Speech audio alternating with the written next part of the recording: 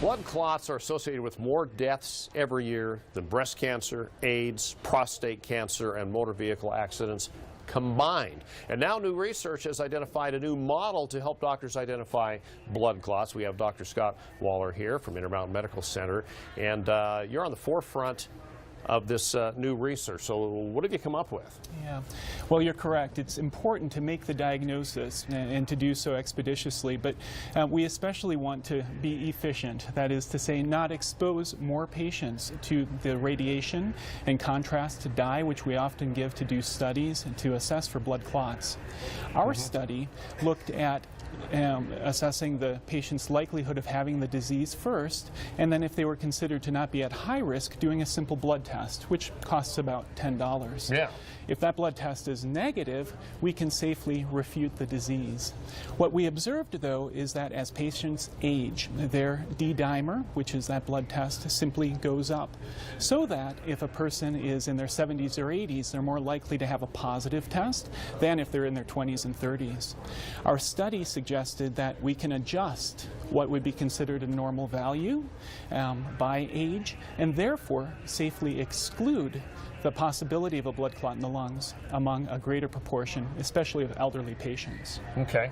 So how did you guys come up with a model then to do that? Yeah, well, it's actually a simple formula in that patients who have a D-dimer obtained can have their age multiplied by 10. So while the usual cutoff is 500, if a patient's 72, we would allow a cutoff of 720. And so when we applied that among our database, we saw that we could exclude an additional 20% of patients from having to go through a CT scan and still refute the diagnosis of a blood clot in the lungs.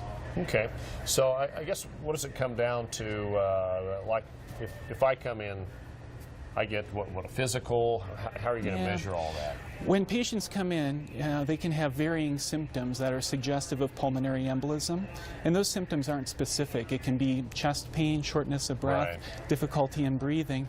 By doing that simple blood test and assessing the likelihood of them having the disease initially, we can then either say, now this is someone where our risk is so high we need to do the CT scan, or thankfully we can refute the disease. Okay, well that's some cool technology, and it sounds like you just kind of simplified everything and made a lot more sense out of it. So great, thank you very much, Dr. Scott Woller from Intermountain Medical Center. And for more information, I guess you can just, you guys have a website? We do, at intermountainhealthcare.org. Okay, well thanks so much, and let's go over to Chase right now, and we're going to be